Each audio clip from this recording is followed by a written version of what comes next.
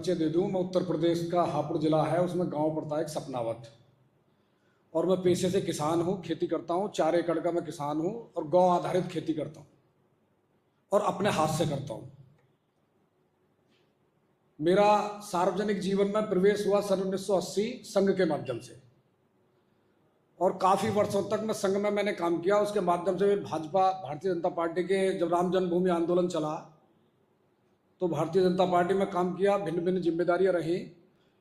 लेकिन सौभाग्य से 2012-13 में राजीव दीक्षित जी को सुनने का मुझे सौभाग्य मिला, और राजीव दीक्षित जी को सुनने के बाद सबसे पहले मैंने भारतीय जनता पार्टी को रिजाइन किया और मैं पतंजलि गया और भारत स्वाभिमान मैंने ज्वाइन किया। तो मुझे पहले ही कार्यक्रम में स्वामी रामदेव ने मुझे जिला प्रभारी मुझको बना दिया। 2014 का जो चुनाव था वो हमने भारत स्वाभिमान के माध्यम से मोदी जी को लड़ाया था, और राजीव दीक्षित जी के ही उस पर चिकित्सा, कृषि सब हमने व्यावहारिक रूप से उसको जीवन में अपने में जोड़ा। और 2000 राजीव दीक्षित को सुनने के बाद आज तक कोई भी एलोपैथी की कोई टैबलेट वो मेरे परिवार में नहीं आई है। ये एक बड़ी उपलब्धि हमारे परिवार ने राजीव दीक्षित जी के माध्यम से ली। लेकिन 2 साल 3 साल हमने भारत स्वाभिमान में काम किया। उसके बाद जब हमने देखा कि ये तो मामला कहीं विपरीत दिशा में जा रहा है, तो वहाँ से भी हमने छोड़ दिया और काफ़ी अलग भी राजीव दीक्षित के उसमें 2017 में मैंने विधानसभा का चुनाव भी लड़ा, केवल राजीव दीक्षित जी के विचारों पर, उनका फोटो लगा करके और उनके विचारों पर 2017 में विधानसभा का चुनाव लड़ा, धौलाना विधानसभा से। लेकिन राजीव दीक्षित जी के लिए हम कुछ कर नहीं पा रहे थे। ये बड़ी पुण्य भूमि है कि जिस राजीव भाई ने हमको महात्मा गांधी के प्रति जो हमारी सोच थी, जो संघ से हमको मिली, उसको बिल्कुल यू टर्न दे दिया। और राजीव भाई ने प्रमाणों के साथ ये कहा कि पिछले 500 वर्षों में पूरे विश्व में महात्मा गांधी जैसा व्यक्ति दूसरा कोई जन्मा नहीं है पिछले 500 वर्ष। ये राजीव भाई की वजह से फिर हमने महात्मा गांधी जी के बारे में बहुत कुछ जाना। आज उनकी इस भूमि पर हमको खड़ा होने का और बोलने का सौभाग्य मिल रहा है। इसके लिए भी मैं अपने आप को बहुत गौरवान्वित महसूस कर रहा हूँ। अब बहुत सारी बातें आ रही हैं निकल करके, लेकिन मैं जिस बात के लिए यहाँ खड़ा हुआ हूँ वो बहुत गंभीर विषय है, बहुत गंभीर। क्योंकि अब वर्तमान में मैं केवल जनता सरकार मोर्चे का एक साधारण कार्यकर्ता हूँ, और जनता सरकार मोर्चे के माध्यम से ही मैं काम कर रहा हूँ। लेकिन एक चीज़ जो मैं आपसे साझा करना था, जिन विषय पे चर्चा चली है, राजनीति हो या आर्थिक स्थिति हो देश की, जो भी व्यवस्थाएं हैं, पहले हम एक बार ये तो जो राजीव भाई ने कहा, राजीव भाई का एक वाक्य था कि सन 1997 का उनका भाषण था कि हम जो स्वर्ण जयंती मना रहे हैं भारत की आज़ादी की, वो आज़ादी के 50 साल हैं या गुलामी के 500 साल हैं, ये उन्होंने कहा था। और मैं इसको प्रमाणों के साथ आपके सामने रखूंगा, जो कि मेरे पास आज प्रमाण है इस बात के कि जो राजीव भाई ने कहा था कि भारत की आज़ादी के 50 साल या भारत की गुलामी के 500 साल, ये उन्होंने कहा था। क्योंकि जनता सरकार मोर्चे के माध्यम से जब हम काम कर रहे हैं तो उसका एक विषय है कर्ज मुक्त भारत। एक हमारा मुद्दा है कि भारत को, पूरे भारत को कर्ज से मुक्त करना। और हमारा एक मानना है प्रमाणों के साथ कि भारत में जो बैंकिंग सिस्टम है पूरी तरह फ्रॉड है, और भारत में जो करेंसी चल रही है वो पूरी तरह फ्रॉड है। इस संबंध में एक घनश्याम वर्मा जी की और डॉक्टर देवेंद्र भलारा जी की संयुक्त रूप से उसके लेखक है किताब के, वो किताब का नाम है रुपया मूल्य का मापक या शोषण का साधन। ये किताब है, उसमें सारे प्रमाण हैं जो गवर्नमेंट ऑफ इंडिया है वो भी मान रही है कि पूरा बैंकिंग सिस्टम फ्रॉड है, वो मान रही है। जो आरटीआई डाली है और रिजर्व बैंक भी मान रहा है कि वो सब पूरा फ्रॉड है। मतलब वो कह नहीं रहे, लेकिन जो उन्होंने आरटीआई के जवाब दिए हैं उसमें वो मान रहे हैं कि पूरी करेंसी ये फ्रॉड है और पूरा बैंकिंग सिस्टम फ्रॉड है, ये मान रहे हैं, सब कुछ है उस किताब में। अब एक जनता सरकार मोर्चे के अपने कार्यकर्ता हैं, मेरे साथ वो काम करते हैं। वो थोड़ा लिखत पढ़त का, चूंकि शैक्षिक दृष्टि से मैं ज़्यादा लैपटॉप वगैरह मोबाइल वगैरह चला नहीं सकता हूँ, तो वो हम कंसल्ट करते हैं, आपस में बातचीत सलाह मशवरा करके लिखत पढ़त करते रहते हैं इसी विषय पर, बैंकिंग सिस्टम पर। तो हमने कुछ पत्र जो है प्रधानमंत्री को, राष्ट्रपति को, वित्त मंत्री को, और ये रिजर्व बैंक का जो गवर्नर है उसको, रिजर्व बैंक से कुछ जानकारियां वो मांगी और कुछ उनके संज्ञान में लाने के लिए हमने पत्राचार किया। तो 2-3 पत्र जब गए उनके पास, तो उसके बाकायदा वहां से हमारे पत्रों की वो रिसीव हुए, वहां उसका जवाब आया। जवाब मतलब ये आया कि आपका पत्र आया जिसको फला विभाग को कार्रवाई के लिए भेज दिया गया है। ये पत्र जब आदान प्रदान हुआ, लेकिन 3-4 पत्रों के बाद फिर कोई जवाब पत्र आना बंद हो गए। जो हमारे पत्र जा रहे थे उनकी रिप्लाई आनी वो बंद हो गई। लेकिन ये 2023 में, 2022 में पत्राचार हुआ। अब लगभग पिछले 15 दिन से, 15 दिन पहले एक फोन आता है लंदन से। देखना आप, लंदन से फोन आता है और वो पूछते हैं कि आपने, वो अंग्रेजी में बात करते थे, लेकिन क्योंकि नंबर उसी कार्यकर्ता का था उस पर जो आवेदन गए थे, तो उन पर वो फोन आया, तो वो अंग्रेजी में बात कर रहे थे। उसने कहा कि भाई आप अंग्रेजी, मैं अंग्रेजी जानता नहीं, नो मतलब अंग्रेजी में उसने इतना बोल दिया कि आई एम नो इंग्लिश, भाषा ये करके, हिंदी ये बोल दिया। तो फिर दोबारा फोन आया, वो भी अंग्रेजी बोलने वाला था, लेकिन उसने फिर वही रिप्लाई दिया। तो अगले दिन एक फोन आता है लंदन से, और उस पर एक लड़की बोलती है हिंदी में, और उसने पूछा कि आपने कुछ पत्राचार किए हैं, ये पत्राचार में जो विषय आपने उठाया है उसकी जानकारी आपको कहां से मिली? तो उन्होंने कहा कि भाई पत्राचार मैंने किए हैं गवर्नर को, अपने रिजर्व बैंक का जो गवर्नर है उसको किए हैं, वित्त मंत्री को किए हैं, और प्रधानमंत्री को किए हैं, अपने राष्ट्रपति को किए हैं। आपका क्या मतलब है इसमें?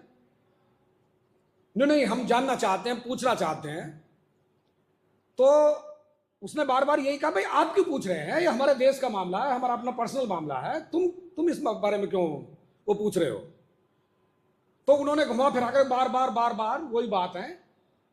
तो उसने कहा, उस लड़की ने कहा, देखो मैं भारत से, मैं इंडिया से हूं, मुझको इन्होंने हिंदी में बात करने के लिए हायर किया है, और ये जो पूछना चाह रहे हैं आपका जो है, आप ठीक ठीक बता दें, और आपकी सारी डिटेल इनके पास है, ये जो पूछ रहे हैं सारी डिटेल इनके पास है आपकी। तो जब उससे बातचीत काफ़ी देर हुई, तो उसका मेरे पास फ़ोन आया कि इस तरह बात है, और फ़ोन लंदन से आ रहे हैं। मैंने कहा तो फिर भाई इस बार फ़ोन आए तो मुझको जोड़ लेना उस पर। नहीं ठीक है। वो बोला 5 बजे शाम को कह दिया, 5 बजे हम दोबारा फ़ोन करेंगे। तो 5:30 बजे फिर दोबारा फ़ोन आता है, और वो मुझे जोड़ने का प्रयास करता है, लेकिन उसकी बातचीत जब होती है, वो बात कटती है, तो उसका दोबारा फ़ोन मेरे पास आता है कि भाई साहब मैं आपको जोड़ नहीं सकता। मेरा फ़ोन पूरी तरह से, जब बात होती है तो जाम हो जाता है, कोई भी फंक्शन फ़ोन का मेरा काम ही नहीं करता।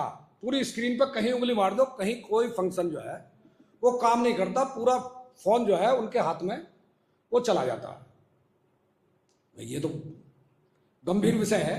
तो उस पर हमने अपने जो प्रमुख कार्यकर्ता हैं उनसे अपना चर्चा की, बात की। तो काफ़ी उसने, हमारे कार्यकर्ता ने घुमाने फिराने की कोशिश की, लेकिन ये लगातार 15 दिन, 2 दिन छोड़ करके, 4 दिन छोड़ करके बातचीतें जो है वो लगातार हुई हैं। फिर उस लड़की ने वो भी समझने लगी, मतलब इस मैटर को, बैंकिंग सिस्टम को और रुपए को, उस लड़की ने भी बातचीत करने में उसको समझ लिया, और उसको कुछ हमारे प्रति सहानुभूति हुई। तो उसने अपने जब घर फोन किया, तो घर से, यहां से फोन उसको जुड़वा लिया, और उसने सारी डिटेल जो है उसको बताई कि आपके खिलाफ जो जो रणनीति हो रही है, वो पूरी जानकारी ये कर ली। वो जानकारी ये करना चाहते थे ये अकेला व्यक्ति है या इसके पीछे कोई संगठन है, पूरी जानकारी की।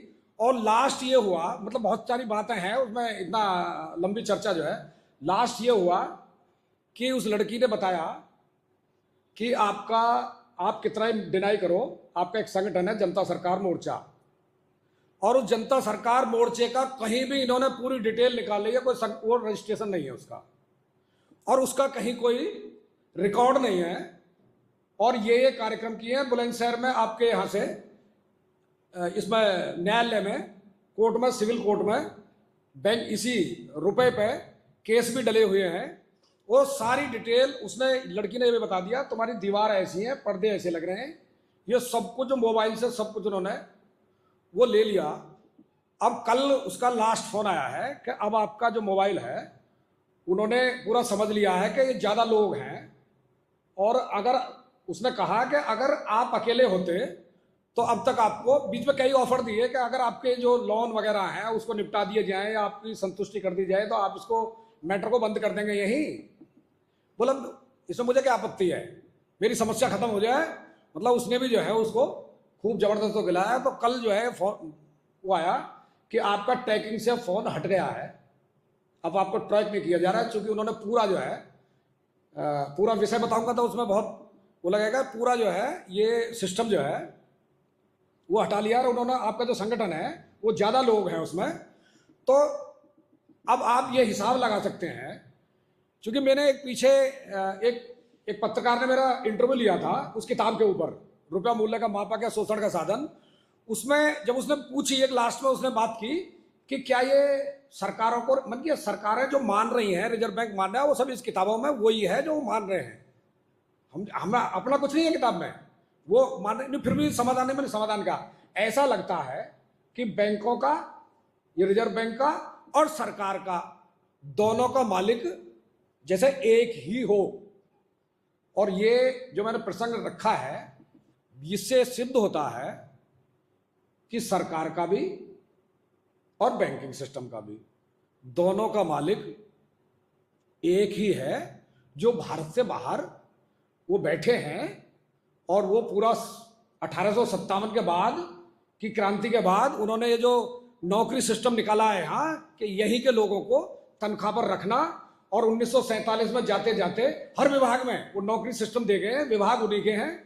और 1947 में जाते जाते वो अपने नौकरों को ही तनख्वाह पे, वेतन पे संसद और विधानसभा में बैठाने की व्यवस्था कर गए हैं, जो उन्हीं के लिए काम करते हैं। तो ये विषय आप इससे अंदाजा लगा सकते हैं कि मालिक देश का अभी भी कौन है। हाँ, एक चीज बहुत महत्वपूर्ण विषय रह गया है कि 128 पेज, मतलब जो पत्राचार किया है वो 128 प्रार्थना पत्र हैं, 128 की 28 पत्रों की पीडीएफ वो लंदन से भेजी है उन्होंने, पीडीएफ। वो 127 जो मेरे पास है, जिन नंबरों से फोन आए हैं, एक बार जिस नंबर से आ गया दोबारा उस नंबर से आया नहीं, हर बार अलग नंबर से फोन आया। और वो पूरी की पूरी जो पत्राचार किए हैं वो पूरी पीडीएफ लंदन से आई है। अब जो प्रधानमंत्री को भेजे वो भी लंदन गई है, राष्ट्रपति को भेजा वो भी लंदन गई है।